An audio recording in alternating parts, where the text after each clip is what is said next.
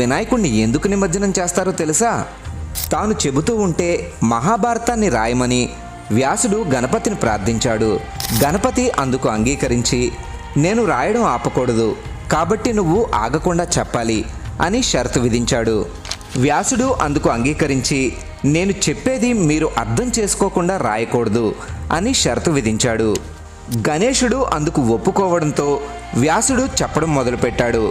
గణపతి రాస్తూనే ఉన్నాడు. అలా రాసేప్పుడు లేఖిని విరిగిపోతే వినాయకుడు తన దంతాన్ని విరిచి దాంతో రాయడం మొదలుపెట్టాడు.